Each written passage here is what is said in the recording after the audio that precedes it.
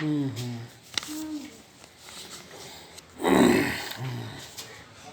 दोस्तों, मैं doctor Dharmendra Kumar Sinha, visiting professor and psychologist. मित्रों, कैसे हम अपने दुख से निजात पाएं, सॉरोफुल इवेंट्स से बचें, अनप्लीजेंट मेमोरी से बचें, मेंटल नॉइज से बचें, इससे संबंधित मेरी आज की टिप्स। मित्रों, हमारी उदासियों का कोई एक कारण नहीं होता। जिन बातों का होना हमें खुशी देता है, उन्हीं का ना होना हमें दुखी कर देता है।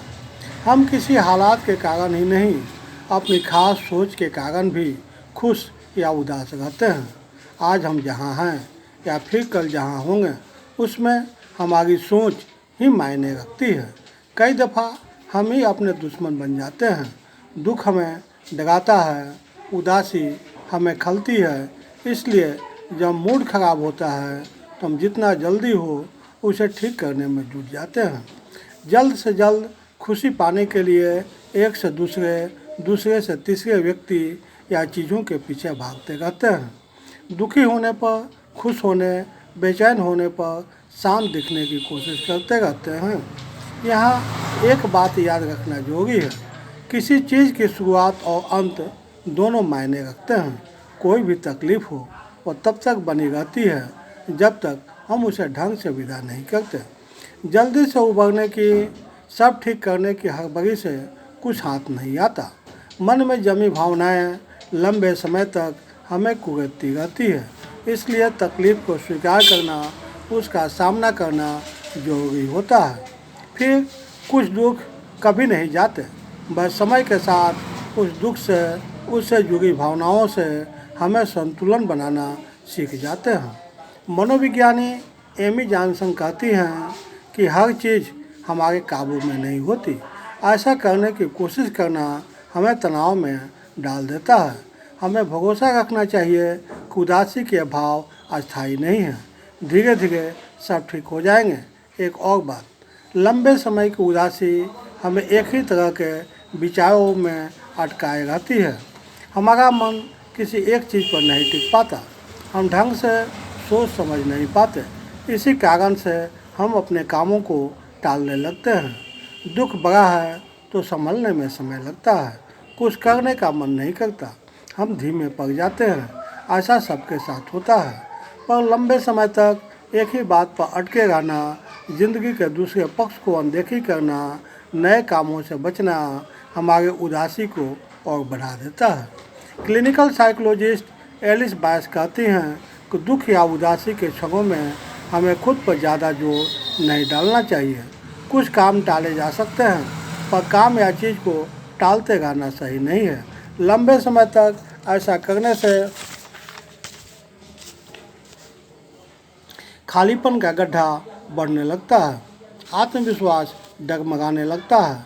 बेहतर है हम खुशी देने वाली, हमें व्यस्त रखने वाली, आने वाले कल से जुड़ी चीज़ों के साथ संतुलन बनाएं। अधूरे कामों के बोझ हमारे तनाव को और ज़्यादा बढ़ा देता है। याद रखें, हर आशंका सत्य नहीं होती। एक बात से जुड़ी कई बातें होती हैं, उनमें कई आशंकाएं और संभावनाएं छिपी रहती हैं।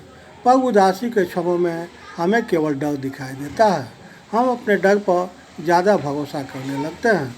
यह ठीक है कि कई डर हमें खतरों से बचाते हैं, पर कई डर बेमतलब के होते हैं। हम बेवजह एक बात से दूसरी बात को जोड़ते चले जाते हैं। मनोविज्ञानी कहते हैं कि डर भी एक घाव है, एक रासायनिक प्रतिक्रिया है। मन में सुई उठाने वाले हर डर सही साबित नहीं होते। कोई विचार ज़्यादा परेशान कर रहा है तो उसे ध्यान हटाने की कोशिश करें।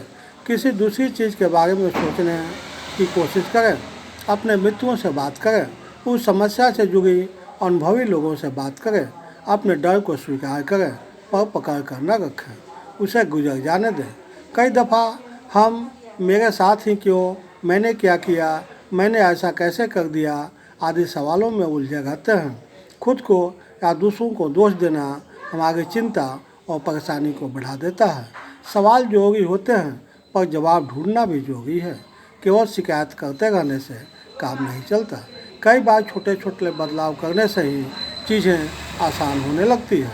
हमें अपने खुशियों के समस्याओं के समाधान के नए रास्ते दिखाई देने लगते हैं।